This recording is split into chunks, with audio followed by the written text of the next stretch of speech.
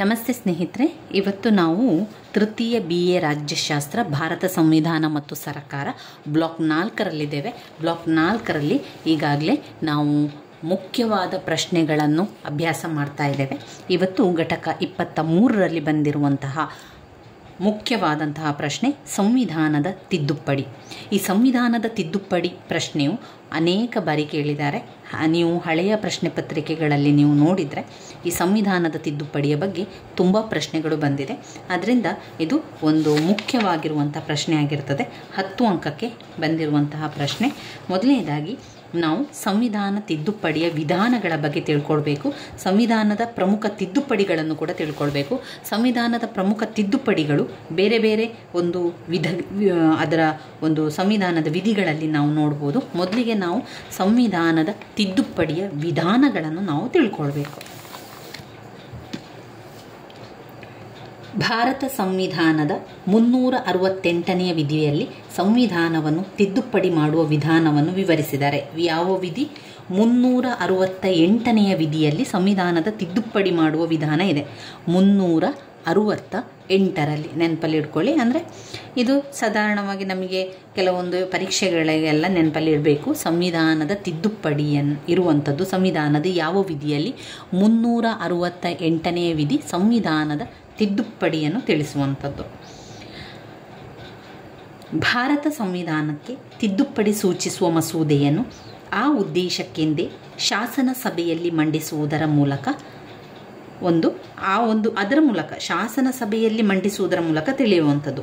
ಅಂತಹ ಮಸೂದೆಯನ್ನು ಸಂಸತ್ತಿನ 2 ಸಭೆಗಳಲ್ಲಿ, ಅಂದರೆ ಸಂಸತ್ತಿನ ಎರಡು ಸಭೆಯಲ್ಲೂ ಕೂಡ ಅದು ಬಹುಮತವನ್ನು ಪಡೆದಿದ್ದು 3/2 ಭಾಗದಷ್ಟು ಸದಸ್ಯರು ಮಸೂದೆಯ ಚರ್ಚೆಯಲ್ಲಿ ಭಾಗವಹಿಸಿ ಹಾಗೂ ಮತ ನೀಡುವುದರ ಮೂಲಕ ತಿದ್ದುಪಡಿಯನ್ನು ಮಾಡಬಹುದು. ಅನಂತರ ಆ ತಿದ್ದುಪಡಿಯ ನಿರ್ಣಯವನ್ನು ರಾಷ್ಟ್ರಪತಿಯವರ ಒಂದು ಅನುಮೋದನೆಗೆ, ರಾಷ್ಟ್ರಪತಿಯಿಂದ ಒಪ್ಪಿಗೆಯನ್ನು ಪಡ್ಕೊಳ್ಬೇಕು. ಅದಕ್ಕೋಸ್ಕರ ರಾಷ್ಟ್ರಪತಿಯವರ ಅನುಮೋದನೆಗೆ ಅದನ್ನು ಕಳಿಸಿಕೊಡಬೇಕು. ನಂತರ ರಾಷ್ಟ್ರಪತಿಗಳು ಅದಕ್ಕೆ ತಮ್ಮ ಅಂಗೀಕಾರವನ್ನು ನೀಡಿದ ನಂತರವೇ ಸಂವಿಧಾನದ ನಿಯಮ ತಿದ್ದುಪಡಿ ಆಗ್ತದೆ. ರಾಷ್ಟ್ರಪತಿಯವರು ಒಪ್ಪಿದ ನಂತರ ಒಂದು ತಿದ್ದುಪಡಿ ಆಗುವಂಥದ್ದು. ಭಾರತ ಸಂವಿಧಾನದ ತಿದ್ದುಪಡಿ ನಿಯಮ ಅನಮ್ಯವಾಗಿ ಕಂಡುಬಂದರೂ ಸಹ ನಮ್ಯ ಅಂಶವು ಸಂವಿಧಾನದಲ್ಲಿ ಗೋಚರವಾಗ್ತದೆ. ಸಂಯುಕ್ತ ಸಂವಿಧಾನದಂತೆ ಅನಮ್ಯವಾಗಿರಬೇಕು ನಿಜ, ಆದರೆ ನಮ್ಮ ಸಂವಿಧಾನ ರಚನಾಕಾರರು ಸಂಸತ್ಗೆ ಪರಮಾಧಿಕಾರವಿರಬೇಕು ಎಂಬುದರ ಬಗ್ಗೆ ಪ್ರಭಾವಿತರಾಗಿದ್ದರು. ಏಕೆಂದರೆ ಇದರಿಂದ ದೇಶದ ಪ್ರಗತಿ ಸ್ಥಗಿತಗೊಳ್ಳುವುದಿಲ್ಲವೆಂಬುದು ಅವರ ಆಶಯವಾಗಿತ್ತು. ಆದುದರಿಂದ ಸಂಯುಕ್ತ ವ್ಯವಸ್ಥೆಗೆ ಸಂಬಂಧವಿಲ್ಲದಿರುವ ಸಂವಿಧಾನದ ನಿಯಮಗಳನ್ನು ಸುಲಭವಾಗಿ ತಿದ್ದುಪಡಿ ಮಾಡಲು ಪಾರ್ಲಿಮೆಂಟಿಗೆ ಅಧಿಕಾರ ನೀಡಲಾಗಿದೆ. ನಮ್ಮ ಸಂವಿಧಾನದ ನಿಯಮಗಳನ್ನು 3 ವಿಧಾನಗಳಿಂದ ತಿದ್ದುಪಡಿ ಮಾಡ್ಬೋದು. ಈಗ ಸಂವಿಧಾನದಲ್ಲಿ ತಿದ್ದುಪಡಿಯನ್ನು ಮಾಡಲಿಕ್ಕೆ ಅವಕಾಶ ಇದೆ. ಆದರೆ ಆ ಸಂವಿಧಾನ ತಿದ್ದುಪಡಿ ಆಗಬೇಕು ಅಂತಾದರೆ ರಾಷ್ಟ್ರಪತಿಯವರ ಒಂದು ಅಂಗೀಕಾರ ಬೇಕು, ರಾಷ್ಟ್ರಪತಿಯವರ ಒಪ್ಪಿಗೆ ಬೇಕು. ರಾಷ್ಟ್ರಪತಿಯವರು ಒಪ್ಪಿಗೆ ಕೊಟ್ಟರೆ ಆ ಸಂವಿಧಾನದ ನಿಯಮದಲ್ಲಿ ತಿದ್ದುಪಡಿಯನ್ನು ಮಾಡ್ಬೋದು. ಇನ್ನೂ ಮತ್ತೊಂದು ವಿಷಯ ಅಂತ ಹೇಳಿದರೆ, ಈ ಸಂವಿಧಾನದ ತಿದ್ದುಪಡಿಯನ್ನು ಹಾಗೆ ಹೀಗೆ ಕೆಲವೊಂದು ನಿಯಮಗಳಿಗೆ ತಿದ್ದುಪಡಿ ಮಾಡಲಿಕ್ಕೆ ಆಗೋದಿಲ್ಲ. ಅದಕ್ಕೂ ಕೂಡ ಅದರದೇ ಆದ ಕೆಲವೊಂದು ನಿಯಮಗಳಿದೆ, ಅದರದೇ ಆದ ಕೆಲವೊಂದು ವಿಧಾನಗಳಿದೆ. 3 ವಿಷಯ ಇದೆ, 3 ವಿಧಾನ ಇದೆ. ಆ 3 ವಿಧಾನಕ್ಕೋಸ್ಕರ ಮಾತ್ರ ಅಲ್ಲಿ ತಿದ್ದುಪಡಿಯನ್ನು ಮಾಡ್ಬೋದು. ಎಲ್ಲ ವಿಷಯಗಳಲ್ಲಿಯೂ ಎಲ್ಲ ಸಂದರ್ಭಗಳಲ್ಲೂ ತಿದ್ದುಪಡಿ ಮಾಡಲಿಕ್ಕಿಲ್ಲ. ಅಂದರೆ ಈ ವಿಧಿ ಇಲ್ಲಿ ಬೇಡ ಅಥವಾ ಇದನ್ನು ಬದಲಾಯಿಸಬೇಕು ಅಂತ ತಕ್ಷಣ ತಿದ್ದುಪಡಿಯನ್ನು ಮಾಡಲಿಕ್ಕೆ ಸಾಧ್ಯ ಇಲ್ಲ.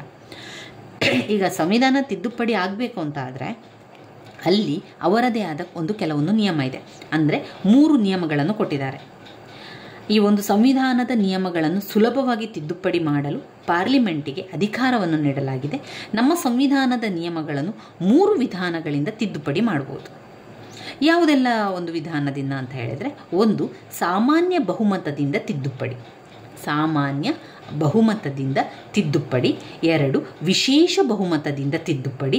3 ವಿಶೇಷ ಬಹುಮತದ ಜೊತೆಗೆ ರಾಜ್ಯಗಳ ಅನುಮೋದನೆ. 1 ಸಾಮಾನ್ಯ ಬಹುಮತದಿಂದ ತಿದ್ದುಪಡಿ, ಸಾಮಾನ್ಯ ಬಹುಮತ ಸಿಕ್ಕಿದಾಗ ತಿದ್ದುಪಡಿಯನ್ನು ಮಾಡುವಂಥದ್ದು. 2ನೇದು ವಿಶೇಷ ಬಹುಮತದಿಂದ ತಿದ್ದುಪಡಿ ಮಾಡಲಿಕ್ಕೆ ಆಗುವಂಥದ್ದು. 3ನೇದು ವಿಶೇಷ ಬಹುಮತದ ಜೊತೆಗೆ ರಾಜ್ಯದ ಅನುಮೋದನೆ. ಈ 3 ನಿಯಮ ಇದ್ದರೆ ಮಾತ್ರ ತಿದ್ದುಪಡಿಯನ್ನು ಮಾಡ್ಬೋದು. ಏನು ಈ 3 ನಿಯಮ? ಮೊದಲನೆಯದಾಗಿ ಸಾಮಾನ್ಯ ಬಹುಮತದಿಂದ ತಿದ್ದುಪಡಿ. ಅಂದರೆ ಸಂವಿಧಾನದ ಕೆಲವು ನಿಯಮಗಳನ್ನು ತಿದ್ದುಪಡಿ ಮಾಡಲಿಕ್ಕೆ ಸಂಬಂಧಪಟ್ಟ ಮಸೂದೆಯನ್ನು ಸಂಸತ್ತಿನ ಎರಡೂ ಸದನಗಳು ಸಾಮಾನ್ಯ ಬಹುಮತದಿಂದ ಅಂಗೀಕರಿಸಬೇಕು. ಅಂದರೆ ಪ್ರತಿ ಸಭೆಯಲ್ಲಿ ಬಹುಮಂದಿ ಹಾಜರಿದ್ದು ಅದರಲ್ಲಿ ಸಾಮಾನ್ಯ ಬಹುಮತದಿಂದ ಒಪ್ಪಿಗೆ ನೀಡಿದರೆ ಮತ್ತು ಆ ಮಸೂದೆಗೆ ರಾಷ್ಟ್ರಪತಿಯವರ ಒಪ್ಪಿಗೆ ದೊರೆತರೆ ತಿದ್ದುಪಡಿ ಆಗ್ತದೆ. ರಾಷ್ಟ್ರಪತಿಯವರ ಒಪ್ಪಿಗೆ ಬೇಕು. ಈಗ ಯಾವುದೇ ರೀತಿಯ ಒಂದು ತಿದ್ದುಪಡಿಗೆ ಯೋಜನೆಯನ್ನು ಹಾಕಿದರೂ ಕೂಡ ಆ ಒಂದು ಮಸೂದೆ ಬದಲಾವಣೆ ಆಗಬೇಕು, ತಿದ್ದುಪಡಿ ಆಗಬೇಕು ಅಂತ ಹೇಳಿದರೆ ರಾಷ್ಟ್ರಪತಿಯವರ ಒಪ್ಪಿಗೆ ದೊರೆತರೆ ಮಾತ್ರ ತಿದ್ದುಪಡಿಯನ್ನು ಮಾಡಲಿಕ್ಕೆ ಆಗುವಂಥದ್ದು. ಅಂದರೆ ಅವರು ಉದಾಹರಣೆಯನ್ನು ಕೂಡ ಕೊಟ್ಟಿದ್ದಾರೆ. ಉದಾಹರಣೆಯನ್ನು ನಾವು ನೋಡಿದರೆ ಇಲ್ಲಿ ರಾಜ್ಯಗಳ ಹೆಸರು ಮತ್ತು ಗಡಿಯ ಬದಲಾವಣೆ, ರಾಜ್ಯಗಳ ಹೆಸರು ಮತ್ತು ಗಡಿ ಬದಲಾವಣೆ, ರಾಜ್ಯಗಳ ಮೇಲ್ಮನೆಯನ್ನು ರಚಿಸುವ ಅಥವಾ ರದ್ದುಗೊಳಿಸುವುದಕ್ಕೆ ಸಂಬಂಧಿಸಿದ 169ನೇ ವಿಧಿ. ಅಂದರೆ ವಿಧಿ ಎಲ್ಲ ಸಮಯದಲ್ಲೂ ನಮಗೆ ನೆನಪಿಗೆ ಬರೋದಿಲ್ಲ, ಅದರಿಂದ ನಾವು ವಿಧಿಯನ್ನು ಅಷ್ಟು ಓದ್ಕೊಳ್ಳೋದಕ್ಕಿಂತ ಪಾಯಿಂಟ್ಸನ್ನು ನೋಡ್ಕೊಳ್ಳುವ. ಪೌರತ್ವಕ್ಕೆ ಸಂಬಂಧಿಸಿದ ವಿಷಯ, ಬುಡಕಟ್ಟು ಜನಾಂಗಕ್ಕೆ ಸಂಬಂಧಪಟ್ಟಂತೆ ಸಾಮಾನ್ಯ ಬಹುಮತದಿಂದ ತಿದ್ದುಪಡಿ ಮಾಡ್ಬೋದು. ಇದು ಸಾಮಾನ್ಯ ಬಹುಮತದಿಂದ ಇರುವಂಥ ತಿದ್ದುಪಡಿ. ಯಾವುದೆಲ್ಲ ಮತ್ತೊಮ್ಮೆ ಹೇಳ್ತೇನೆ. ರಾಜ್ಯಗಳ ಹೆಸರು ಬದಲಾವಣೆ ಮಾಡಲಿಕ್ಕೆ ಅಥವಾ ರಾಜ್ಯದ ಗಡಿ ಬದಲಾವಣೆ ಮಾಡುವಂತಹ ಸಂದರ್ಭದಲ್ಲಿ, ಇನ್ನು ರಾಜ್ಯಗಳ ಮೇಲ್ಮನೆಯನ್ನು ರಚಿಸುವಂತಹ ಸಂದರ್ಭದಲ್ಲಿ ಅಥವಾ ಮೇಲ್ಮನೆಯನ್ನು ರದ್ದುಗೊಳಿಸುವಂಥ ಸಂಬಂಧಪಟ್ಟಂತೆ. ಮೂರನೇದು ಪೌರತ್ವಕ್ಕೆ ಸಂಬಂಧಿಸಿದಂಥ ವಿಚಾರದಲ್ಲಿ ಈ ಒಂದು ವಿಧಿಯನ್ನು ಬದಲಾವಣೆಯನ್ನು ತಿದ್ದುಪಡಿ ಮಾಡಬಹುದು. ನಾಲ್ಕನೆಯದು ಬುಡಕಟ್ಟು ಜನಾಂಗಕ್ಕೆ ಸಂಬಂಧಪಟ್ಟಂತೆ ಸಾಮಾನ್ಯ ಬಹುಮತದಿಂದ ತಿದ್ದುಪಡಿಯನ್ನು ಮಾಡ್ಬೋದು. ಇವಿಷ್ಟು ಸಾಮಾನ್ಯ ಬಹುಮತದಿಂದ ತಿದ್ದುಪಡಿ ಮಾಡುವಂತಹ ಒಂದು ನಿಯಮ. ಇನ್ನು ಎರಡನೆಯದು ವಿಶೇಷ ಬಹುಮತದಿಂದ ತಿದ್ದುಪಡಿ. ಯಾವ ವಿಶೇಷ ಒಂದು ಬಹುಮತ ಅಥವಾ ಯಾವುದು ವಿಶೇಷ ತಿದ್ದುಪಡಿ ಅಂತ ಹೇಳಿದರೆ, ಸಂವಿಧಾನದ ಕೆಲವು ನಿಯಮಗಳನ್ನು ಸಂಸತ್ತು ತನ್ನ ವಿಶೇಷ ಬಹುಮತದಿಂದ ತಿದ್ದುಪಡಿಯನ್ನು ಮಾಡ್ಬೋದು. ತಿದ್ದುಪಡಿ ಮಸೂದೆಯನ್ನು ಮಂಡಿಸಿದಾಗ ಪ್ರತಿ ಸದನದಲ್ಲೂ ಬಹುತೇಕ ಸದಸ್ಯರು ಹಾಜರಿದ್ದು ಅದರಲ್ಲಿ 2/3 ಸದಸ್ಯರು ತಮ್ಮ ಒಪ್ಪಿಗೆಯನ್ನು ಮತ ಚಲಾಯಿಸುವುದರ ಮೂಲಕ ತಿಳಿಸಬೇಕು. ನಂತರ ರಾಷ್ಟ್ರಪತಿಯವರ ಅನುಮೋದನೆಯೂ ಕೂಡ ಅಗತ್ಯವಾಗಿರ್ತದೆ.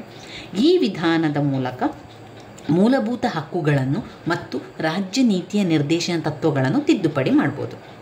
ಈ ವಿಶೇಷ ಬಹುಮತದ ತಿದ್ದುಪಡಿಯಲ್ಲಿ ನಮಗೆ ಕಾಣುವಂಥದ್ದು ಮೂಲಭೂತ ಹಕ್ಕುಗಳ ಒಂದು ತಿದ್ದುಪಡಿ ಮಾಡುವಂಥದ್ದು ಮತ್ತು ರಾಜ್ಯ ನೀತಿಯ ನಿರ್ದೇಶನ ತತ್ವಗಳನ್ನು ತಿದ್ದುಪಡಿ ಮಾಡುವಂಥದ್ದು. ಈ ಸಂವಿಧಾನದ ಕೆಲವು ನಿಯಮಗಳನ್ನು ಸಂಸತ್ತು ಏನು ಮಾಡ್ತದೆ, ತನ್ನ ವಿಶೇಷ ಬಹುಮತದಿಂದ ತಿದ್ದುಪಡಿಯನ್ನು ಮಾಡಬಹುದು ಅಂತ ಹೇಳ್ತಾ ಇದ್ದಾರೆ. ತಿದ್ದುಪಡಿ ಮಸೂದೆಯನ್ನು ಮಂಡಿಸಬೇಕಾದ್ರೆ ಪ್ರತಿ ಸದನದಲ್ಲೂ ಕೂಡ ಬಹುತೇಕ ಸದಸ್ಯರು ಹಾಜರಿದ್ದು 2/3 ಸದಸ್ಯರು ಇರಬೇಕು. ಹಾಗೆ ಅವರು ತಮ್ಮ ಒಪ್ಪಿಗೆಯನ್ನು ಕೂಡ ಮಸೂದೆಗೆ ಮಂಡಿಸಿದಾಗ ಪ್ರತಿ ಸದನ ಆ ಒಂದು ಒಪ್ಪಿಗೆಯನ್ನು ಅಲ್ಲಿ ಅವರಿಗೆ ಕೊಡಬೇಕು. ಮತ ಚಲಾಯಿಸುವುದರ ಮೂಲಕ ಅದನ್ನು ತಿಳಿಸಬೇಕು. ಅದಾದ ನಂತರವೇ ರಾಷ್ಟ್ರಪತಿಯವರ ಅನುಮೋದನೆಯೂ ಕೂಡ ಇಲ್ಲಿ ಅಗತ್ಯವಾಗಿರ್ತದೆ. ಅದರಿಂದ ಈ ಒಂದು ವಿಧಾನ, ವಿಶೇಷ ಬಹುಮತದ ವಿಧಾನ ಮೂಲಕ ಮೂಲಭೂತ ಹಕ್ಕುಗಳನ್ನು ಮತ್ತು ರಾಜ್ಯ ನೀತಿಯ ನಿರ್ದೇಶನ ತತ್ವಗಳನ್ನು ತಿದ್ದುಪಡಿಯನ್ನು ಮಾಡ್ಬೋದು. ಇನ್ನು ಮೂರನೇದಾಗಿ ವಿಶೇಷ ಬಹುಮತದ ಜೊತೆಗೆ ರಾಜ್ಯಗಳ ಅನುಮೋದನೆ. ವಿಶೇಷ ಬಹುಮತದ ಜೊತೆಗೆ ರಾಜ್ಯಗಳ ಅನುಮೋದನೆ. ಸಂವಿಧಾನದ ಇತರ ಕೆಲವು ಮುಖ್ಯ ನಿಯಮಗಳನ್ನು, ವಿಶೇಷವಾಗಿ ಸಂಯುಕ್ತ ವ್ಯವಸ್ಥೆಗೆ ಸಂಬಂಧಪಟ್ಟಂತಹ ನಿಯಮಗಳನ್ನು ಈ ವಿಧಾನದಿಂದಲೇ ತಿದ್ದುಪಡಿಯನ್ನು ಮಾಡಬೇಕು. ಅಂದರೆ ಎರಡೂ ಸದನದಲ್ಲಿ ಬಹುತೇಕ ಸದಸ್ಯರು ಹಾಜರಿದ್ದು ಅದರಲ್ಲಿ 2/3 ಸದಸ್ಯರು ತಮ್ಮ ಅಂಗೀಕಾರವನ್ನು ಕೊಡಬೇಕು. ನಂತರವೇ ಈ ಮಸೂದೆಯನ್ನು ಎಲ್ಲ ರಾಜ್ಯಗಳಿಗೂ ಕೂಡ ಕಳುಹಿಸಬೇಕು. ಒಟ್ಟು ರಾಜ್ಯಗಳಲ್ಲಿ ಅರ್ಧದಷ್ಟು ರಾಜ್ಯಗಳ ಶಾಸನ ಸಭೆಗಳು ಅನುಮೋದಿಸಿದ ನಂತರವೇ ರಾಷ್ಟ್ರಪತಿಯವರ ಒಪ್ಪಿಗೆಯೊಂದಿಗೆ ಮಸೂದೆ ಶಾಸನವಾಗುತ್ತದೆ. ಈ ಸಂವಿಧಾನ ತಿದ್ದುಪಡಿಯಲ್ಲಿ ರಾಜ್ಯಗಳಿಗೂ ಕೂಡ ತಮ್ಮದೇ ಆದ ಪಾತ್ರವಿದೆ. ಆದಾಗ್ಯೂ ತಿದ್ದುಪಡಿ ಮಾಡಲು ಮಸೂದೆಯನ್ನು ರಾಜ್ಯಗಳು ಮೊದಲು ಮಂಡಿಸಲು ಸಾಧ್ಯವಿಲ್ಲ. ತಿದ್ದುಪಡಿಯನ್ನು ಮಾಡಲು ಮಸೂದೆಯನ್ನು ರಾಜ್ಯಗಳು ಮೊದಲು ಮಂಡಿಸಲು ಸಾಧ್ಯವಿಲ್ಲ. ಇದರಲ್ಲಿ ಬರುವಂತಹ ಕೆಲವು ನಿಯಮಗಳು ವಿಶೇಷ ಬಹುಮತದ ಜೊತೆಗೆ ರಾಜ್ಯಗಳ ಅನುಮೋದನೆ ಬರುವಂತಹ ನಿಯಮಗಳು ಅಂತ ಹೇಳಿದರೆ, ಒಂದು, ರಾಷ್ಟ್ರಪತಿ ಚುನಾವಣೆಗೆ ಸಂಬಂಧಿಸಿದ 54 ಮತ್ತು 55ನೇ ವಿಧಿಗಳು. ರಾಷ್ಟ್ರಪತಿ ಚುನಾವಣೆಗೆ ಸಂಬಂಧಿಸಿದಂತೆ 54 ಮತ್ತು 55ನೇ ವಿಧಿಗಳು. ಇದು ನೀವು ಸ್ಪರ್ಧಾತ್ಮಕ ಪರೀಕ್ಷೆಗಳನ್ನು ಬರಿಬೇಕಾದ್ರೆ ಈ ಒಂದು ವಿಧಿಗಳನ್ನು ನೆನಪಲ್ಲಿ ಇಟ್ಕೊಳ್ಬೇಕಾಗ್ತದೆ. ಈಗ ಅಸ್ಪೃಶ್ಯತೆ ಬಗ್ಗೆ 17ನೇ ವಿಧಿ. ಅದಾದ ನಂತರ ರಾಷ್ಟ್ರಪತಿ ಚುನಾವಣೆ, ಉಪರಾಷ್ಟ್ರಪತಿ ಚುನಾವಣೆ ಆದರೆ 54 ಮತ್ತು 55ನೇ ವಿಧಿ.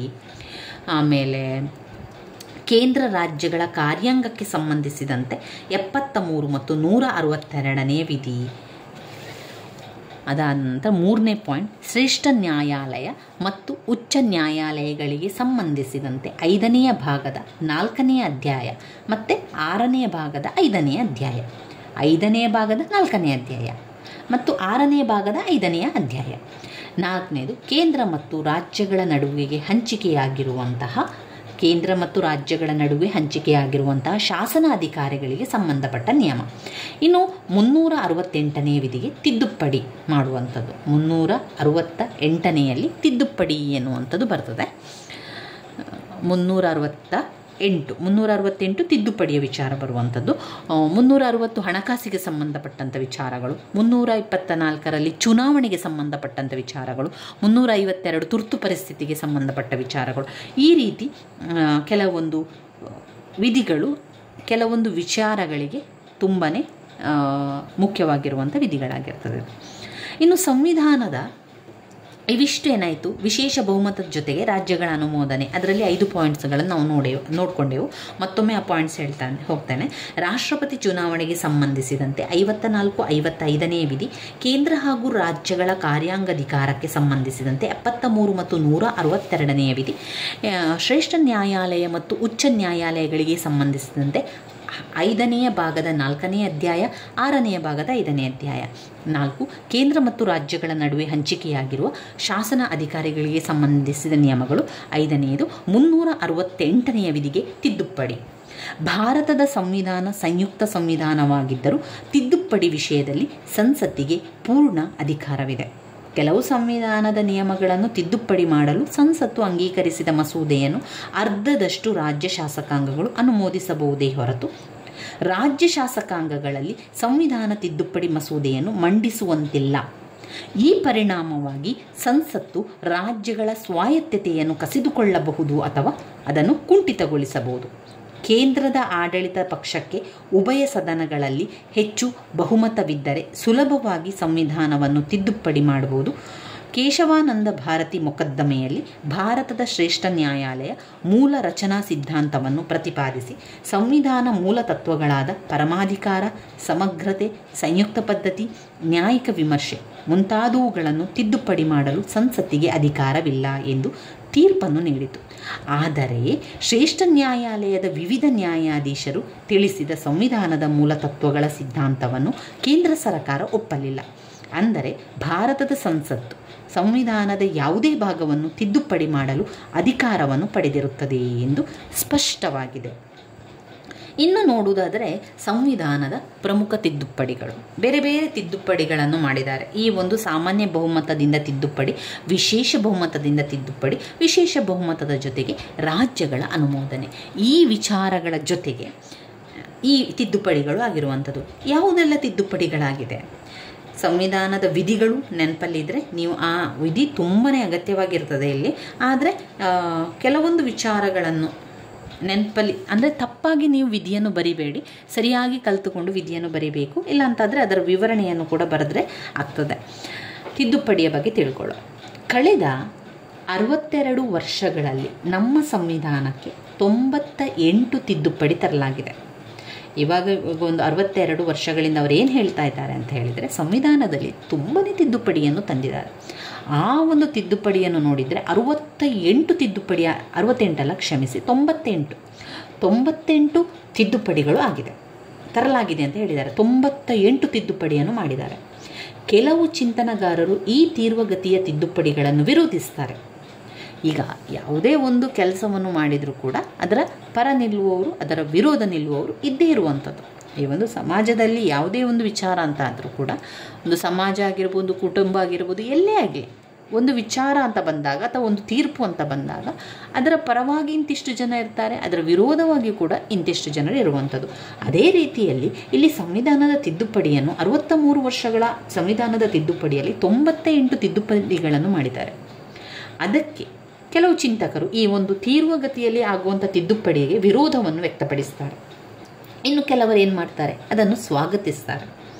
ಕೆಲವರ ಪ್ರಕಾರ ಸಂವಿಧಾನವನ್ನು ಇಷ್ಟು ಅವಸರದಲ್ಲಿ ತಿದ್ದುಪಡಿ ಮಾಡಬಾರ್ದು, ಆ ರೀತಿ ತಿದ್ದುಪಡಿಗೊಳಿಸಬಾರ್ದು ಎನ್ನುತ್ತಾರೆ.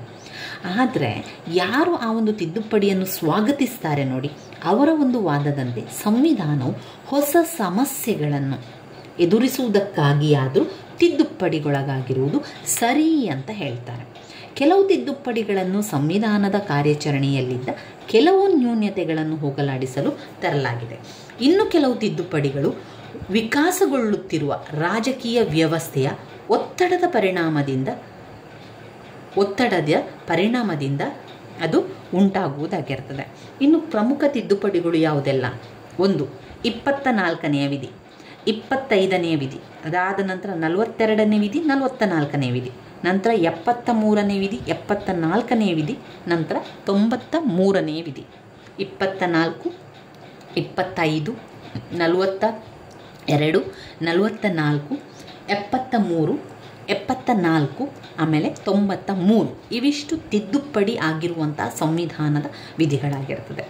ಒಂದೊಂದು ನೋಡ್ತಾ ಹೋಗೋ. ಈಗ ಮೊದಲನೇ ವಿಧಿ 24ರಲ್ಲಿ ಏನೆಲ್ಲ ಬದಲಾವಣೆಗಳನ್ನು ಮಾಡಿದ್ರು? 24ನೇ ವಿಧಿ ಯಾವ ಬದಲಾವಣೆಗೆ ಬಂದಿತ್ತು ಅಂತ ಹೇಳಿದರೆ, ಅದು ಮೂಲಭೂತ ಹಕ್ಕುಗಳಿಗೆ ಒಳಗೊಂಡಂತೆ ತಿದ್ದುಪಡಿ ಆಗಿರುವಂಥದ್ದು. ಇಲ್ಲಿ 1971ರಲ್ಲಿ 24ನೇ ತಿದ್ದುಪಡಿಯನ್ನು ತರಲಾಯಿತು. ಈ ತಿದ್ದುಪಡಿಯಂತೆ ರಾಜ್ಯಾಂಗದಲ್ಲಿನ ಮೂಲಭೂತ ಹಕ್ಕುಗಳಲ್ಲಿ ಒಳಗೊಂಡಂತೆ ಯಾವುದೇ ವಿಧಿಯನ್ನು ತಿದ್ದುಪಡಿ ಮಾಡುವ ಅಧಿಕಾರವನ್ನು ಪಾರ್ಲಿಮೆಂಟ್ ಪಡೆದಿದೆ ಎಂದು ಎತ್ತಿ ಹಿಡಿಯಲಾಯಿತು. ಇದಕ್ಕಾಗಿ ಸಂವಿಧಾನದ 368ನೇ ವಿಧಿ ತಿದ್ದುಪಡಿ ಮಾಡುವಂಥ ವಿಧಿ 368ನೇ ವಿಧಿ. ಇದರಿಂದ ಈ ಹಿಂದಿನ ಗೋಲಕನಾಥ್ ವಿವಾದದ ತೀರ್ಪನ್ನು ನಿರುಪಯೋಗಗೊಳಿಸಿದಂತಾಯಿತು.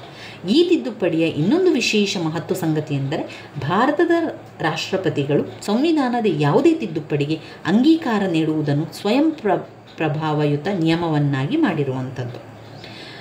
ರಾಷ್ಟ್ರಪತಿಯು ಸಂವಿಧಾನವನ್ನು ತಿದ್ದುಪಡಿ ಮಾಡಲಿಕ್ಕೆ ಅಂಗೀಕಾರ ನೀಡುವುದನ್ನು ಸ್ವಯಂ ಪ್ರಭಾವಯುತ ನಿಯಮವನ್ನಾಗಿ ಮಾಡಿದ್ದಾರೆ. ಇನ್ನು 25ನೇ ತಿದ್ದುಪಡಿಯಲ್ಲಿ ಯಾವ ವಿಚಾರ ಬರ್ತದೆ?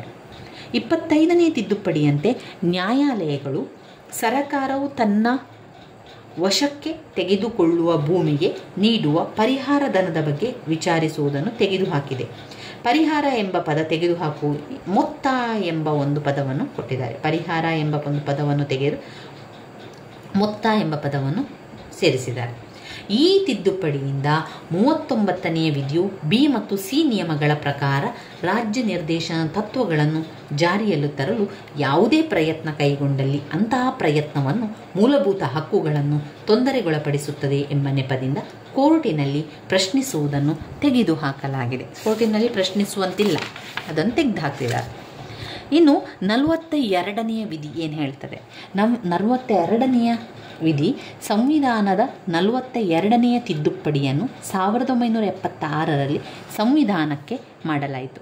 ಈ ತಿದ್ದುಪಡಿ ಸಂವಿಧಾನದ ಮೂಲಭೂತ ಸ್ವರೂಪವನ್ನೇ ಬದಲಾಯಿಸಿದೆ. ಸಂವಿಧಾನದ ಮೂಲಭೂತ ಸ್ವರೂಪವನ್ನೇ ಬದಲಾಯಿಸಿದೆ ಎಂದು ಹೇಳ್ಬೋದು. ಆ ಒಂದು ಬದಲಾವಣೆ ಏನು? ಆ ಒಂದು ಬದಲಾವಣೆಗಳಲ್ಲಿ ನೋಡಿದರೆ 6 ಪಾಯಿಂಟ್ಸ್ಗಳನ್ನು ಕಾಣುತ್ತದೆ. ಸಂವಿಧಾನದ 42ನೇ ತಿದ್ದುಪಡಿಯಲ್ಲಿ ಆದಂತಹ ಬದಲಾವಣೆಗಳು ಸಂವಿಧಾನದ ಮೂಲಭೂತ ಸ್ವರೂಪವನ್ನೇ ಬದಲಿಸಿತು ಅಂತ ಹೇಳ್ತಾರೆ. ಆ ರೀತಿಯ ಸ್ಪರ್ಧಾತ್ಮಕ ಪರೀಕ್ಷೆಗಳನ್ನು ಕೇಳ್ತಾರೆ. ಸಂವಿಧಾನದಲ್ಲಿ ಯಾವ ವಿಧಿ ತಿದ್ದುಪಡಿಯು ಸಂವಿಧಾನದ ಮೂಲಭೂತ ಸ್ವರೂಪವನ್ನೇ ಬದಲಿಸಿದ ಸಂವಿಧಾನದ ವಿಧಿ ಎಷ್ಟು ಅಂತ ಕೇಳಿದರೆ 42ನೇ ವಿಧಿ. 42ನೇ ವಿಧಿ ಸಂವಿಧಾನದ ಮೂಲಭೂತ ಸ್ವರೂಪವನ್ನೇ ಬದಲಾಯಿಸಿತು. ಅದಕ್ಕೆ ಕಾರಣಗಳನ್ನು ಕೂಡ ಕೊಟ್ಟಿದ್ದಾರೆ. ಆ ಬದಲಾವಣೆಗೆ ಕಾರಣ ಏನು? ಯಾವ ರೀತಿ ಬದಲಾವಣೆ ಆಯಿತು? ಮೊದಲನೆಯದಾಗಿ ಸಂವಿಧಾನದ ಪ್ರಸ್ತಾವನೆಯನ್ನು ತಿದ್ದುಪಡಿ ಮಾಡಲಾಗಿದೆ ಮತ್ತು ಸಾರ್ವಭೌಮತ್ವ ಪ್ರಜಾತಂತ್ರ ಗಣರಾಜ್ಯವೆಂದು ಮೊದಲು ತಿಳಿಸಲಾಗಿತ್ತು. ಅಂದರೆ ಪ್ರಜಾತಂತ್ರ ಗಣರಾಜ್ಯ, ಸಾರ್ವಭೌಮ ಪ್ರಜಾತಂತ್ರ ಗಣರಾಜ್ಯ ಅಂತ ಮೊದಲಿತ್ತು. ನಂತರ ತಿದ್ದುಪಡಿಯನ್ನು ಮಾಡಿ ಸಂವಿಧಾನದ 42ನೇ ವಿಧಿಯ ತಿದ್ದುಪಡಿಯನ್ನು ಮಾಡಿ ಏನಾಯಿತು? ಸಾರ್ವಭೌಮ, ಸಮಾಜವಾದಿ, ಜಾತ್ಯತೀತ ಪ್ರಜಾತಂತ್ರ ಗಣರಾಜ್ಯ. ಯಾವ ರೀತಿ ತಿದ್ದುಪಡಿಯನ್ನು ಮಾಡಿದರು? 42ನೇ ತಿದ್ದುಪಡಿಯಲ್ಲಿ ಮೊದಲು ಸಾರ್ವಭೌಮ ಪ್ರಜಾತಂತ್ರ ಗಣರಾಜ್ಯ ಅಂತ ಇತ್ತು. ನಂತರ ಸಾರ್ವಭೌಮ ಸಮಾಜವಾದ ಸಾರ್ವಭೌಮ ಸಮಾಜವಾದಿ ಜಾತ್ಯತೀತತೆ, ಆಮೇಲೆ ಪ್ರಜಾತಂತ್ರ ಜಾತ್ಯತೀತತೆ ಪ್ರಜಾತಂತ್ರ ಗಣರಾಜ್ಯ ಅಂತ ಆಯಿತು. ಎರಡನೆಯದಾಗಿ ಏನು ಬದಲಾವಣೆ ಮಾಡಿದರು? ಒಬ್ಬ ವ್ಯಕ್ತಿಯಾಗಲಿ ಅಥವಾ ಸಂಘವಾಗಲಿ ರಾಷ್ಟ್ರದ ವಿರೋಧಿ ಕಾರ್ಯಚಟುವಟಿಕೆಗಳಲ್ಲಿ ತೊಡಗಿದ್ದರೆ ಅಂಥವರಿಗೆ ಸರಕಾರ ಶಿಕ್ಷೆಯನ್ನು ವಿಧಿಸಲು ಅಧಿಕಾರ ಪಡೆದಿದೆ. ಒಬ್ಬ ವ್ಯಕ್ತಿಯಾಗಲಿ ಅಥವಾ ಸಂಘವಾಗಲಿ ರಾಷ್ಟ್ರ ವಿರೋಧಿ ಕಾರ್ಯಚಟುವಟಿಕೆಗಳಲ್ಲಿ ತೊಡಗಿದರೆ ಅಂಥವರಿಗೆ ಸರಕಾರ ಶಿಕ್ಷೆಯನ್ನು ವಿಧಿಸಲು ಅಧಿಕಾರ ಕೂಡ ಪಡೆದಿದೆ. ಮೂರನೆಯ ಕಾರಣ, ರಾಜ್ಯ ನೀತಿಯ ನಿರ್ದೇಶನ ತತ್ವಗಳಿಗೆ ಮೂಲಭೂತ ಹಕ್ಕುಗಳಿಗಿಂತ ಅಗ್ರಸ್ಥಾನ ಕೊಡಲಾಗಿದೆ. ಮೂಲಭೂತ ಹಕ್ಕುಗಳಿಗಿಂತ ರಾಜ್ಯ ನೀತಿ ನಿರ್ದೇಶನ ತತ್ವವೇ ಹೆಚ್ಚಿನ ಪ್ರಾಮುಖ್ಯತೆಯನ್ನು ಹೊಂದಿರುವಂಥದ್ದು. ಜೊತೆಗೆ ಸಂವಿಧಾನದಲ್ಲಿ ಮೂಲಭೂತ ಕರ್ತವ್ಯಗಳ ಒಂದು ಅಧ್ಯಯನವೇ ಅಳವಡಿಸಲಾಗಿದೆ. ಮೂಲಭೂತ ಕರ್ತವ್ಯಗಳನ್ನು ಕೊಟ್ಟಿದ್ದಾರೆ. ಇಲ್ಲಿ ಸಂವಿಧಾನದಲ್ಲಿ ಅಧ್ಯಯನವನ್ನೇ ಕೊಟ್ಟಿದ್ದಾರೆ. ಮೂಲಭೂತ ಹಕ್ಕುಗಳು ಅಗ್ರಸ್ಥಾನವನ್ನು ಪಡೆದಿರುವಂಥದ್ದು. ಇನ್ನು 4ನೇ ಪಾಯಿಂಟ್ ನೋಡಿದರೆ 368ನೇ ವಿಧಿಯನ್ನು ತಿದ್ದುಪಡಿ ಮಾಡಿ ಸಂಸತ್ತು ಸಂವಿಧಾನದ ನಿಯಮಗಳನ್ನು ಜನತೆಯ ಇಚ್ಛೆಗನುಗುಣವಾಗಿ ತಿದ್ದುಪಡಿ ಮಾಡಿದ್ದೇ ಆದರೆ ಇವುಗಳನ್ನು ಪ್ರಶ್ನಿಸುವ ಅಧಿಕಾರ ನ್ಯಾಯಾಂಗಕ್ಕಿಲ್ಲವೆಂದು ತಿಳಿಸಲಾಗಿದೆ. 5ನೇ ಪಾಯಿಂಟ್, ನ್ಯಾಯಾಂಗಕ್ಕೆ ಸಂಬಂಧಪಟ್ಟಂತೆ ಬದಲಾವಣೆಯನ್ನು ಮಾಡಲಾಗಿದೆ. ಕೇಂದ್ರ ಶಾಸನಗಳನ್ನು ಕೇಂದ್ರ ನ್ಯಾಯಾಲಯ ಹಾಗೂ ರಾಜ್ಯ ಉಚ್ಚ ನ್ಯಾಯಾಲಯಗಳು ಮಾತ್ರ ಸಂವಿಧಾನ ಬಾಹಿರವೆಂದು ತೀರ್ಪು ನೀಡಲು ಅಧಿಕಾರ ಪಡೆದಿರುತ್ತದೆ. ಅಲ್ಲದೆ ಒಂದು ಶಾಸನವನ್ನು ಸಂವಿಧಾನ ಬಾಹಿರವೆಂದು ಹೇಳಬೇಕಾದರೆ 2/3 ನ್ಯಾಯಾಧೀಶರ ಬಹುಮತವಿರಲೇಬೇಕೆಂದು ತಿಳಿಸಲಾಗಿದೆ. 6ನೇದಾಗಿ ನೋಡಿದರೆ ಉಚ್ಚ ನ್ಯಾಯಾಲಯಗಳ ಅಧಿಕಾರಕ್ಕೆ ಸಂಬಂಧಪಟ್ಟಂತೆ ಅನೇಕ ಬದಲಾವಣೆಗಳನ್ನು ಮಾಡಲಾಗಿದೆ. ಪ್ರಜೆಗಳಿಗೆ ಕಾರ್ಯಾಂಗ ಮತ್ತು ಶಾಸಕಾಂಗಗಳು ಮಾಡಬಹುದಾದ ಶಾಸನಗಳಿಂದ ಬರಬಹುದಾದ ತೊಂದರೆಗಳನ್ನು ನಿವಾರಿಸಲು ಇಂತಹ ಒಂದು ಅಧಿಕಾರವನ್ನು ತೆಗೆದುಕೊಳ್ಳಲಾಗಿದೆ. ಆಡಳಿತ ನ್ಯಾಯಾಲಯಗಳ ಮೇಲೆ ಇಂತಹ ಅಧಿಕಾರವನ್ನು ಸಹ ಉಚ್ಚ ನ್ಯಾಯಾಲಯಗಳ ಮೇಲೆ ಇದ್ದಂಥ ಶ್ರೇಷ್ಠ ನ್ಯಾಯಾಲಯದ ಅಧಿಕಾರದ ಬಗ್ಗೆ ಯಾವ ಬದಲಾವಣೆಯನ್ನು ಕೂಡ ಮಾಡಲಿಲ್ಲ. 7ನೇದಾಗಿ ಇಲ್ಲಿ ನಾವು ನೋಡಿದರೆ 7 ಪಾಯಿಂಟ್ಸ್ಗಳಿದೆ. 7ನೇ ಪಾಯಿಂಟ್ಸ್ ನೋಡಿದರೆ ರಾಜ್ಯ ಪಟ್ಟಿಯಲ್ಲಿ ಇದ್ದಂತಹ ಶಿಕ್ಷಣ ಎಂಬ ವಿಷಯವನ್ನು ಸಮವರ್ತಿ ಪಟ್ಟಿಯಲ್ಲಿ ಸೇರಿಸಲಾಗಿದೆ. ಇನ್ನು 8ನೇದಾಗಿ ಮೂಲ ಸಂವಿಧಾನದಲ್ಲಿ ಅಧ್ಯಕ್ಷರು ಮಂತ್ರಿಮಂಡಲದ ಸಲಹೆ ಮತ್ತು ಸಹಾಯವನ್ನು ಪಡೆಯಬಹುದು ಎಂದು ಕೂಡ ಇದ್ದರೂ ಈ ತಿದ್ದುಪಡಿಯ ಮೂಲಕ ಮಂತ್ರಿಮಂಡಲ ಎಂಬ ಸಭೆ ಪ್ರಧಾನಮಂತ್ರಿಯ ಅಧ್ಯಕ್ಷತೆಯಲ್ಲಿ ಇರಲೇಬೇಕೆಂಬುದಾಗಿ ಮತ್ತು ಈ ಮಂಡಳಿಯ ಸಲಹೆಗಾರನುಸಾರವಾಗಿ ಅಧ್ಯಕ್ಷರು ತಮ್ಮ ಅಧಿಕಾರವನ್ನು ಚಲಾಯಿಸಲೇಬೇಕೆಂಬುದನ್ನು ಸ್ಪಷ್ಟಪಡಿಸಲಾಗ್ತದೆ. ಅಂದರೆ ಇಲ್ಲಿ ಕೊನೆಯದಾಗಿ ಲೋಕಸಭೆ ಮತ್ತು ರಾಜ್ಯ ವಿಧಾನಸಭೆಗಳ ಅವಧಿಯನ್ನು 5 ವರ್ಷ ಇತ್ತು. ಮೊದಲು 5 ವರ್ಷದ ಅವಧಿ ಇತ್ತು. ಆದರೆ ಈಗ ಅದನ್ನು 6 ವರ್ಷಕ್ಕೆ ಹೆಚ್ಚಿಸಿದ್ದಾರೆ. ಆದರೆ ಪುನಃ ಅವಧಿಯನ್ನು 5 ವರ್ಷಕ್ಕೆ ಸೀಮಿತಗೊಳಿಸಿದ್ದಾರೆ. 44ನೇ ವಿಧಿ ಅಂದರೆ ಸಂವಿಧಾನದ ವಿಧಿ 44ನೇ ಸಂವಿಧಾನದ ತಿದ್ದುಪಡಿಯನ್ನು 1979 ಏಪ್ರಿಲ್ 30ರಂದು ಅಂಗೀಕರಿಸಲಾಯಿತು. ಈ ತಿದ್ದುಪಡಿಯ ಮೂಲಕ 42ನೇ ತಿದ್ದುಪಡಿ ಎಸಗಿದ ಘೋರ ಅನ್ಯಾಯವನ್ನು ತಪ್ಪಿಸಿ ಪುನಃ ಸಂವಿಧಾನದ ಮೊದಲನೆಯ ಸ್ಥಿತಿಗೆ ತರಲಾಗಿದೆ.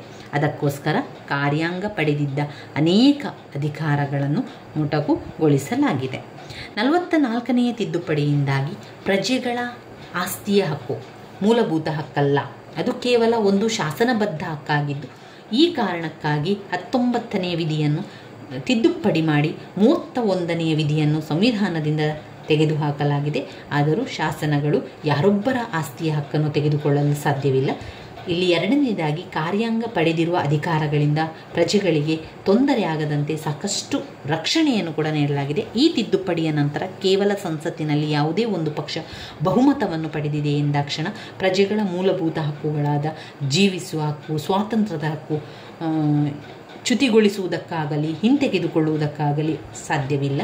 ಇದನ್ನೇ ಸ್ಪಷ್ಟಪಡಿಸಲು ಮತ್ತು ಅಧಿಕಾರವನ್ನು ದುರುಪಯೋಗಪಡಿಸಿಕೊಳ್ಳಲು ಸಾಧ್ಯವಿಲ್ಲವೆಂದು ತುರ್ತು ಪರಿಸ್ಥಿತಿಯನ್ನು ಘೋಷಿಸಬೇಕಾದರೆ ಕೆಲವು ನಿರ್ಬಂಧಗಳನ್ನು ಹೇರಲಾಗಿದೆ. ಇಡೀ ದೇಶದಲ್ಲಿ ಅಥವಾ ದೇಶದ ಯಾವುದೇ ಒಂದು ಭಾಗದಲ್ಲಿ ಆಗಲಿ ಯುದ್ಧದಿಂದ ಆಕ್ರಮಣದಿಂದ ಅಥವಾ ಸೇನೆಯ ದಂಗೆಯಿಂದ ಭಾರತ ಭದ್ರತೆಗೆ ಧಕ್ಕೆ ಉಂಟಾಗ ಸಂದರ್ಭದಲ್ಲಿ ಮಾತ್ರ ತುರ್ತು ಪರಿಸ್ಥಿತಿಯನ್ನು ಘೋಷಿಸಬಹುದು. ಆಂತರಿಕ ಗಲಭೆ ಎಂದರೆ ಸೈನ್ಯದ ದಂಗೆ.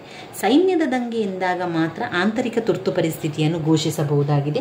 ಯಾವುದೇ ತುರ್ತು ಪರಿಸ್ಥಿತಿಯನ್ನು ಘೋಷಿಸಲು ಅಲ್ಲಿ ಲಿಖಿತ ರೂಪದಲ್ಲಿ, ಬರವಣಿಗೆ ರೂಪದಲ್ಲಿ ಮಂತ್ರಿಮಂಡಲಗಳು ಅಧ್ಯಕ್ಷರಿಗೆ ಸಲಹೆಯನ್ನು ನೀಡಬೇಕು. ರಾಷ್ಟ್ರಪತಿಯವರಿಗೆ ನಾವು ಬರೆದು ಕೊಡಬೇಕು, ಮಂತ್ರಿಮಂಡಲಕ್ಕೆ ಬರೆದು ಕೊಡಬೇಕು, ಈ ರೀತಿಯ ಒಂದು ಆಗ್ತದೆ ಎನ್ನುವಂಥದ್ದು. ಇಲ್ಲದಿದ್ದರೆ ತುರ್ತು ಪರಿಸ್ಥಿತಿಯನ್ನು ಘೋಷಿಸಲು ಅಧಿಕಾರವಿಲ್ಲ. ಈ ಅಂಶದಿಂದ ಸಮಯೋಚಿತವಾಗಿ ನಿರ್ಧರಿಸಿ ತುರ್ತು ಪರಿಸ್ಥಿತಿಯನ್ನು ಘೋಷಿಸಲು ಸಾಧ್ಯ ಎಂದು ಕಾರ್ಯಾಂಗ ತನ್ನ ಇಷ್ಟದಂತೆ ವರ್ತಿಸುವುದಕ್ಕೆ ಅವಕಾಶವಿಲ್ಲವೆಂದು ಸ್ಪಷ್ಟಪಡಿಸುತ್ತದೆ. ಇನ್ನು ಮುಂದುವರಿದು ತುರ್ತು ಪರಿಸ್ಥಿತಿಯನ್ನು ಘೋಷಿಸಿದ 1 ತಿಂಗಳ ಒಳಗಾಗಿ ಸಂಸತ್ತಿನ 2 ಸಭೆಗಳು ಅದನ್ನು ಅಂಗೀಕರಿಸಬೇಕು. ಈ ಅಂಗೀಕಾರ ಸಂವಿಧಾನವನ್ನು ತಿದ್ದುಪಡಿ ಮಾಡಲು ಯಾವ ವಿಧಾನವನ್ನು ಅನುಸರಿಸಲಾಗುತ್ತದೆಯೋ ಅದೇ ರೀತಿ ಇರಬೇಕೆಂದು ತಿಳಿಸಲಾಗಿದೆ. ಇಂತಹ ಘೋಷಣೆ ಕೇವಲ 6 ತಿಂಗಳು ಮಾತ್ರ ಜಾರಿಯಲ್ಲಿರುವಂಥದ್ದು.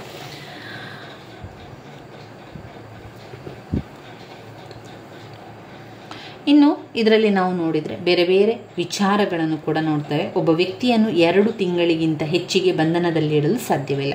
ಯಾವುದೇ ಉಚ್ಚ ನ್ಯಾಯಾಲಯದ ಮುಖ್ಯ ನ್ಯಾಯಾಧೀಶರ ಅನುಮತಿಯಂತೆ ರಚಿಸಿದ ಸಲಹಾ ಮಂಡಳಿಯು ಒಬ್ಬ ವ್ಯಕ್ತಿಯನ್ನು 2 ತಿಂಗಳಿಗಿಂತ ಹೆಚ್ಚು ಕಾಲ ಬಂಧಿಸಲು ಸಾಕಷ್ಟು ಕಾರಣಗಳಿದೆ ಎಂದು ತಿಳಿಸಿದಾಗ ಮಾತ್ರ 2 ತಿಂಗಳಿಗಿಂತಲೂ ಹೆಚ್ಚು ಕಾಲ ಬಂಧನದಲ್ಲಿ ಇಡಬಹುದು. ಇಲ್ಲಿ ಎರಡನೆಯದಾಗಿ ನೋಡಿದರೆ ಸಂಸತ್ತಿನ 2 ಸಭೆಗಳಲ್ಲಿ ರಾಜ್ಯಗಳ ಶಾಸನ ಸಭೆಗಳಲ್ಲಿ ನಡೆದ ಕಾರ್ಯಕಲಾಪಗಳನ್ನು ಪ್ರತಿಬಂಧಕವಿಲ್ಲದೆ ನಿರ್ಭಯದಿಂದ ಸ್ವತಂತ್ರವಾಗಿ ವರದಿ ಮಾಡುವುದಕ್ಕೆ ಒಂದು ವಿಶೇಷ ಅವಕಾಶ ಮಾಡಿಕೊಡಲಾಗಿದೆ. ಕೊನೆಯದಾಗಿ ರಾಜ್ಯಗಳಲ್ಲಿ ತುರ್ತು ಪರಿಸ್ಥಿತಿಯನ್ನು ಘೋಷಿಸಬೇಕಾದ ಸಂದರ್ಭದಲ್ಲಿಯೂ ಕೂಡ ಕೆಲವು ಬದಲಾವಣೆಗಳನ್ನು ಮಾಡಲಾಗಿದೆ. 356ನೇ ವಿಧಿಯಂತೆ ಒಂದು ವೇಳೆ ಯಾವುದೇ ರಾಜ್ಯದಲ್ಲಿ ಸಂವಿಧಾನಾತ್ಮಕವಾಗಿ ಸರ್ಕಾರ ಕಾರ್ಯನಡೆಸಲು ಸಾಧ್ಯವಿಲ್ಲದ ಸಂದರ್ಭದಲ್ಲಿ ತುರ್ತು ಪರಿಸ್ಥಿತಿಯನ್ನು ಘೋಷಿಸಬಹುದು. 356 ಸಂವಿಧಾನಾತ್ಮಕವಾಗಿ ಸರ್ಕಾರ ಕಾರ್ಯನಡೆಸಲು ಸಾಧ್ಯವಿಲ್ಲದ ಸಂದರ್ಭದಲ್ಲಿ ತುರ್ತು ಪರಿಸ್ಥಿತಿಯನ್ನು ಘೋಷಿಸುವಂಥದ್ದು. ತುರ್ತು ಪರಿಸ್ಥಿತಿ 356ರಲ್ಲಿ ತುರ್ತು ಪರಿಸ್ಥಿತಿ ಇದೆ. ಇಂತಹ ಘೋಷಣೆ 44ನೇ ತಿದ್ದುಪಡಿಯಿಂದಾಗಿ ಕೇವಲ 6 ತಿಂಗಳು ಮಾತ್ರ ಜಾರಿಯಲ್ಲಿರ್ತದೆ. ಅಗತ್ಯವಿದ್ದಲ್ಲಿ 1 ವರ್ಷಕ್ಕಿಂತ ಹೆಚ್ಚು ಜಾರಿಯಲ್ಲಿಡಲು ಕೂಡ ಸಾಧ್ಯವಿಲ್ಲ. ಒಂದು ವೇಳೆ ಚುನಾವಣಾ ಆಯೋಗ ಅಂತಹ ಸಂದರ್ಭದಲ್ಲಿ ಅಥವಾ ಆ ರಾಜ್ಯದಲ್ಲಿ ಅಲ್ಲಿನ ಶಾಸನ ಸಭೆಗಳಿಗೆ ಚುನಾವಣೆಯನ್ನು ನಡೆಸಲು ಸಾಧ್ಯವಿಲ್ಲವೆಂದು ನಿರ್ಧರಿಸಿದರೆ ತುರ್ತು ಪರಿಸ್ಥಿತಿಯನ್ನು ಮುಂದುವರಿಸಬಹುದು. ಇಂತಹ ತುರ್ತು ಪರಿಸ್ಥಿತಿಗೆ ಯಾವುದೇ ಕಾರಣದಿಂದಲೂ 3 ವರ್ಷಗಳಿಗಿಂತ ಹೆಚ್ಚಿನ ಜಾರಿಯಲ್ಲಿರಲು ಸಾಧ್ಯವಿಲ್ಲ. ಇದರಿಂದಾಗಿ ಸಂದರ್ಭಾನುಕೂಲಕ್ಕೆ ತಕ್ಕಂತೆ ಅಧಿಕಾರಿಗಳು ಕೂಡ ವರ್ತಿಸಬೇಕೇ ಹೊರತು ಪ್ರಜಾಪ್ರಭುತ್ವ ನೀತಿಗೆ ವಿರುದ್ಧವಾಗಿ ಕಾರ್ಯನಡೆಸಲು ಸಾಧ್ಯವಾಗುವುದಿಲ್ಲವೆಂದು ನಂಬಲಾಗಿದೆ. ಈ ಎಲ್ಲ ವಿಚಾರಗಳು ಆ ಒಂದು ತಿದ್ದುಪಡಿಯಲ್ಲಿ ಬರುವಂಥದ್ದು. ಇನ್ನು ನಾವು ನೋಡಿದರೆ 73 ತಿದ್ದುಪಡಿ ನೋಡುವ. 73ನೇ ತಿದ್ದುಪಡಿ ಏನಿದೆ? 73ನೇ ತಿದ್ದುಪಡಿ ಪಂಚಾಯತ್ ವ್ಯವಸ್ಥೆ 29 ಅಂಶಗಳ ಅಧಿಕಾರ. 73ನೆಯ ತಿದ್ದುಪಡಿಯಲ್ಲಿದೆ ಪಂಚಾಯತ್ ವ್ಯವಸ್ಥೆ, ಸ್ವಯಂ ಸರ್ಕಾರ ವ್ಯವಸ್ಥೆ. 74ರಲ್ಲಿ ಮುನ್ಸಿಪಾಲಿಟಿಗಳ ರಚನೆ ಸಂವಿಧಾನ ಪದ್ಧತಿಯು ಒಂದು ಭಾಗವೆಂದು ತಿಳಿಸಲಾಗಿದೆ. 93 ಖಾಸಗಿ ಅನುದಾನ ರಹಿತ ವಿದ್ಯಾಸಂಸ್ಥೆಗಳಲ್ಲಿ ಪರಿಶಿಷ್ಟ ಜಾತಿ, ಪರಿಶಿಷ್ಟ ಪಂಗಡ ಹಾಗೂ ಸಾಮಾಜಿಕವಾಗಿ ಹಾಗೂ ಶೈಕ್ಷಣಿಕವಾಗಿ ಹಿಂದುಳಿದ ವರ್ಗಗಳ ಮಕ್ಕಳಿಗೆ ಮೀಸಲು ನಿಯಮವನ್ನು ಜಾರಿಗೊಳಿಸಲು ಅವಕಾಶವನ್ನು ಮಾಡಿಕೊಡುತ್ತದೆ. ಇದು 93ನೇ ತಿದ್ದುಪಡಿ. 74ರಲ್ಲಿ ಮುನ್ಸಿಪಾಲಿಟಿಗೆ ಸಂಬಂಧಪಟ್ಟದ್ದು. 73 ಇದು ಪಂಚಾಯತ್ ವ್ಯವಸ್ಥೆಗೆ ಸಂಬಂಧಪಟ್ಟದ್ದು. ಪಂಚಾಯತಿಯ ವ್ಯವಸ್ಥೆಗೆ ಸಂಬಂಧಪಟ್ಟಂತಹ ನಿಯಮಗಳಾಗಿದೆ. ಇವಿಷ್ಟು ವಿಚಾರ ಸಂವಿಧಾನದ ಪ್ರಮುಖ ತಿದ್ದುಪಡಿಯಲ್ಲಿ ಬರ್ತದೆ. ನಾವು ಮುಖ್ಯವಾಗಿ ಇದರಲ್ಲಿ ನೋಡುವಂಥದ್ದು ಸಂವಿಧಾನದ ತಿದ್ದುಪಡಿಯ ವಿಧಾನಗಳು ಮತ್ತು ಸಂವಿಧಾನದ ತಿದ್ದುಪಡಿಗಳು. ಮೊದಲನೇದಾಗಿ ವಿಧಾನವನ್ನು ನೋಡ್ಕೊಳ್ಳಿ. ವಿಧಾನ ಅಂತ ಬಂದಾಗ ಅದರಲ್ಲಿ 3 ನಿಯಮಗಳನ್ನು ಕೊಡಲಾಗಿದೆ. ಸಾಮಾನ್ಯ ಬಹುಮತದಿಂದ ತಿದ್ದುಪಡಿ, 2 ವಿಶೇಷ ಬಹುಮತದಿಂದ ತಿದ್ದುಪಡಿ, 3 ವಿಶೇಷ ಬಹುಮತದ ಜೊತೆಗೆ ರಾಜ್ಯಗಳ ಅನುಮೋದನೆ. ಈ 3 ಪಾಯಿಂಟ್ಸ್ಗಳನ್ನು ಅದರಲ್ಲಿ ಬರ್ಕೊಳ್ಳಿ. ನೀವು ಪಾಯಿಂಟ್ಸ್ ಬುಕ್ ಅಂತ ಮಾಡಿದ್ದೀರಲ್ವ, ಆ ಪಾಯಿಂಟ್ಸ್ ಬುಕ್ಕಲ್ಲಿ ನೀವು ಈ 3 ನಿಯಮಗಳೇ ವಿಧಾನಗಳು. ಸಂವಿಧಾನದ ತಿದ್ದುಪಡಿ ವಿಧಾನಗಳಲ್ಲಿ ಈ 3 ನಿಯಮ ಅನ್ವಯ ಆಗ್ತದೆ. ಆ 3 ಪಾಯಿಂಟ್ಸನ್ನು ಬರೀರಿ. ನಂತರ ಸಾಮಾನ್ಯ ಬಹುಮತದ ತಿದ್ದುಪಡಿಯಲ್ಲಿ ಏನು ಬರೀರಿ ಅಂದರೆ ರಾಜ್ಯಗಳ ಹೆಸರು, ಗಡಿ ಬದಲಾವಣೆ ಮಾಡುವಂಥದ್ದು, ಪೌರರಿಗೆ ಸಂಬಂಧಪಟ್ಟ ವಿಷಯ, ಬುಡಕಟ್ಟು ಜನಾಂಗಕ್ಕೆ ಸಂಬಂಧಪಟ್ಟಂತೆ ಸಾಮಾನ್ಯ ಬಹುಮತದ ತಿದ್ದುಪಡಿ ಮಾಡಬಹುದು ಅಂತ ಆ ಒಂದು ಪಾಯಿಂಟ್ಸ್, ಮೊದಲನೇ ಪಾಯಿಂಟ್ಸಿಗೆ ಈ ವಿಚಾರ ಬರೀರಿ. ಎರಡನೆಯ ಪಾಯಿಂಟ್ಸಿಗೆ ವಿಶೇಷ ಬಹುಮತದಿಂದ ತಿದ್ದುಪಡಿ, ಎರಡೇ ತಿದ್ದುಪಡಿ, ಅದು ಮೂಲಭೂತ ಹಕ್ಕುಗಳು ಮತ್ತು ರಾಜ್ಯ ನೀತಿ ನಿರ್ದೇಶನ ತತ್ವಗಳು ವಿಶೇಷ ಬಹುಮತದಿಂದ ತಿದ್ದುಪಡಿಯಾಗುವಂಥದ್ದು. ಇನ್ನು ವಿಶೇಷ ಬಹುಮತದ ಜೊತೆಗೆ ರಾಜ್ಯಗಳ ಅನುಮೋದನೆಯಲ್ಲಿ ಅದು ರಾಷ್ಟ್ರಪತಿಯವರ ಒಪ್ಪಿಗೆಯೊಂದಿಗೆ ಮಾತ್ರ ಮಸೂದೆ ಶಾಸನ ಆಗುವಂಥದ್ದು. ಅದು ಬೇರೆ ಬೇರೆ ಕಾರಣ. ರಾಷ್ಟ್ರಪತಿ ಚುನಾವಣೆಗೆ ಸಂಬಂಧಿಸಿದಂತೆ 54 ಮತ್ತು 55ನೇ ವಿಧಿ, ಕೇಂದ್ರ ಮತ್ತು ರಾಜ್ಯ ಕಾರ್ಯಾಂಗಕ್ಕೆ ಸಂಬಂಧಪಟ್ಟಂತೆ 73ರಿಂದ 162ನೇ ವಿಧಿ, ಕೇಂದ್ರ ಮತ್ತು ರಾಜ್ಯ ಕಾರ್ಯಾಂಗಾಧಿಕಾರಕ್ಕೆ ಸಂಬಂಧಪಟ್ಟಂಥದ್ದು. ಇನ್ನು ಶ್ರೇಷ್ಠ ನ್ಯಾಯಾಲಯ ಮತ್ತು ಉಚ್ಚ ನ್ಯಾಯಾಲಯಕ್ಕೆ ಸಂಬಂಧಿಸಿದ 5ನೇ ಭಾಗ 4ನೇ ಅಧ್ಯಾಯ, 6ನೇ ಭಾಗದ 5ನೇ ಅಧ್ಯಾಯದ ತಿಳಿದುಕೊಳ್ಳುವಂಥದ್ದು. ಇನ್ನು ಕೇಂದ್ರ ಮತ್ತು ರಾಜ್ಯಗಳ ನಡುವೆ ಹಂಚಿಕೆಯಾಗಿರುವ ಶಾಸನ ಅಧಿಕಾರಿಗಳಿಗೆ ಸಂಬಂಧಿಸಿದ ನಿಯಮಗಳು 5. 368ನೇ ವಿಧಿಗೆ ತಿದ್ದುಪಡಿ ಮಾಡುವಂಥದ್ದು. ಈ ಪಾಯಿಂಟ್ಸನ್ನು ವಿಶೇಷ ಬಹುಮತದ ಜೊತೆಗೆ ರಾಜ್ಯಗಳ ಅನುಮೋದನೆಯಲ್ಲಿ ಹಾಕ್ಕೊಳ್ಳಿ. ನಂತರ ಸಂವಿಧಾನದ ಪ್ರಮುಖ ತಿದ್ದುಪಡಿಗಳನ್ನು ಬರೆಯುವಂಥದ್ದು 1, 24, 25, 42, 43, 73, 74, 93 ಇವಿಷ್ಟು ತಿದ್ದುಪಡಿಯಾಗುವಂಥದ್ದು. ಮೊದಲನೇದಾಗಿ ಅಲ್ಲಿ ಮೂಲಭೂತ ಹಕ್ಕುಗಳಿಗೂ ಸಂಬಂಧಪಟ್ಟದ್ದು 24ನೇ ವಿಧಿ ಮೂಲಭೂತ ಹಕ್ಕುಗಳು. 25ನೆಯ ತಿದ್ದುಪಡಿ ಸರಕಾರ ತನ್ನ ವಶಕ್ಕೆ ತೆಗೆದುಕೊಂಡ ಭೂಮಿಗೆ ನೀಡುವಂಥ ಪರಿಹಾರ ಎಂಬ ಪದವನ್ನು ಏನು ಮಾಡಿದ್ದಾರೆ, ಮೊತ್ತ ಎಂದು ಬದಲಾಯಿಸಿದ್ದಾರೆ. ಇದು 25ನೇ ವಿಧಿ. ಇನ್ನು 42ನೆಯ ವಿಧಿ 42ನೇ ವಿಧಿಯಲ್ಲಿ ಸಂವಿಧಾನದ ತಿದ್ದುಪಡಿ ಮೂಲಭೂತ ಸ್ವರೂಪವನ್ನೇ ಬದಲಿಸುತ್ತದೆ. ಸಂವಿಧಾನದ 42ನೆಯ ತಿದ್ದುಪಡಿಯನ್ನು 1976 ಸಂವಿಧಾನಕ್ಕೆ ಮಾಡಲಾಯಿತು. ಈ ತಿದ್ದುಪಡಿ ಸಂವಿಧಾನದ ಮೂಲಭೂತ ಸ್ವರೂಪವನ್ನೇ ಬದಲಾಯಿಸಿದೆ ಎಂದು ಹೇಳಬಹುದು. ಅದರಲ್ಲಿ ಮುಖ್ಯವಾಗಿ ಸಾರ್ವಭೌಮ ಸಮಾಜವಾದಿ ಜಾತ್ಯತೀತ ಪ್ರಜಾತಂತ್ರ ಗಣರಾಜ್ಯ, ಸಾರ್ವಭೌಮ ಸಮಾಜವಾದಿ ಜಾತ್ಯತೀತ ಗಣರಾಜ್ಯ, ಜಾತ್ಯತೀತ ಪ್ರಜಾತಂತ್ರ ಗಣರಾಜ್ಯ ಅಂತ ತಿಳಿಸಲಾಗಿದೆ. ಎರಡನೇದು, ಒಬ್ಬ ವ್ಯಕ್ತಿಯಾಗಲಿ ಸಂಘವಾಗಲಿ ವಿರೋಧಿ ಕಾರ್ಯಚಟುವಟಿಕೆಯಲ್ಲಿ ತೊಡಗಿದ್ದರೆ ಅಂತಹವರಿಗೆ ಸರ್ಕಾರ ಶಿಕ್ಷೆಯನ್ನು ವಿಧಿಸಲು ಅಧಿಕಾರ ಪಡೆದಿದೆ. ಇದರಲ್ಲಿ ನಾವು ಪಾಯಿಂಟ್ಸ್ ಹಾಕಬೇಕು. ಅದಾದ ನಂತರ 44ನೇ ವಿಧಿಯಲ್ಲಿ ಸಂವಿಧಾನದ ಮೊದಲ ಸ್ಥಿತಿಗೆ ತರಲಾಗಿದೆ. ಅದಕ್ಕೋಸ್ಕರ ಕಾರ್ಯಾಂಗ ಪಡೆದಿದ್ದ ಅನೇಕ ಅಧಿಕಾರಗಳನ್ನು ಮೊಟಕುಗೊಳಿಸುವುದು. 44ರಲ್ಲಿ 73ರ ತಿದ್ದುಪಡಿ. 73ರ ತಿದ್ದುಪಡಿಯಲ್ಲಿ ಪಂಚಾಯತ್ ರಾಜ್ಯ ವ್ಯವಸ್ಥೆ, ಸ್ವಯಂ ಸರ್ಕಾರಿ ವ್ಯವಸ್ಥೆ, ಪಂಚಾಯತ್ ವ್ಯವಸ್ಥೆ 29 ವಿಷಯಗಳ ಬಗ್ಗೆ ಹೊಂದಿರುವ ಅಧಿಕಾರ ಕೂಡ ತಿಳಿಸಿದ್ದಾರೆ. 74ನೇ ವಿಧಿಯಲ್ಲಿ ಮುನ್ಸಿಪಾಲಿಟಿಗಳ ರಚನೆ ಸಂವಿಧಾನ ಪದ್ಧತಿಯ ಒಂದು ಭಾಗವೆಂದು ತಿಳಿಸಲಾಗಿದೆ. ಇನ್ನು 93ನೇ ವಿಧಿಯು ಮಕ್ಕಳಿಗೆ ಮೀಸಲು ನಿಯಮವನ್ನು ಜಾರಿಗೊಳಿಸಲು ಅವಕಾಶವನ್ನು ಮಾಡಿಕೊಡುವಂಥದ್ದು. ಇವಿಷ್ಟು ವಿಚಾರವನ್ನು ನಾವು ಅದರಲ್ಲಿ ಹಾಕಬೇಕಾಗ್ತದೆ. ಇನ್ನು ನಾವು ಓದಬೇಕಾಗಿರುವಂತಹ ಮುಖ್ಯವಾದಂತಹ ಮತ್ತೊಂದು ಪ್ರಶ್ನೆ ಘಟಕ 24ಕ್ಕೆ ಬಂದೆವು. ಘಟಕ 24ರಲ್ಲಿ ನಾವು ರಾಜಕೀಯ ಪಕ್ಷಾಂತರಕ್ಕೆ ಕಾರಣ ಏನು ಅಂದರೆ ಪಕ್ಷಾಂತರ ಮಾಡ್ತಾರೆ ನೋಡಿ, ತುಂಬ ಈ ಒಂದು ಪಕ್ಷದಿಂದ ಆ ಪಕ್ಷಕ್ಕೆ ಹೋಗುವಂಥದ್ದು. ಅದರಿಂದ ಪಕ್ಷಾಂತರದ ಬಗ್ಗೆ, ರಾಜಕೀಯ ಪಕ್ಷಾಂತರ ಕಾರಣಗಳನ್ನು ಓದ್ಕೊಳ್ಳುವ. ಇದು ಪಾಯಿಂಟ್ಸ್ಗಳೇನಿದೆ ಅಂತ ನೋಡಿಕೊಂಡು ಸ್ವಲ್ಪ ವಿಚಾರವನ್ನು ಕೊಡ್ಕೊಳ್ಳುವ. ತುಂಬ ಇಂಪಾರ್ಟೆಂಟ್ ಅಲ್ಲ ಅಂತಾದರೂ ಕೆಲವೊಂದು ಪ್ರಶ್ನೆ ಪತ್ರಿಕೆಯಲ್ಲಿ ನೋಡಿದ್ದೇನೆ ರಾಜಕೀಯ ಪಕ್ಷಾಂತರದ ಕಾರಣಗಳು ಅಂತ. ಅದನ್ನು ನಾವು ಮುಂದಿನ ವಿಡಿಯೋದಲ್ಲಿ ತಿಳ್ಕೊಳ್ಳುವ ಸ್ನೇಹಿತರೆ. ನನ್ನ ವಿಡಿಯೋಸ್ ಎಲ್ಲ ನಿಮಗೆ ಇಷ್ಟ ಆಗಿದ್ದರೆ ಲೈಕ್ ಕೊಡಿ, ಶೇರ್ ಮಾಡಿ, ಸಬ್ಸ್ಕ್ರೈಬ್ ಮಾಡಲಿಕ್ಕೆ ಮರಿಬೇಡಿ. ಧನ್ಯವಾದಗಳು.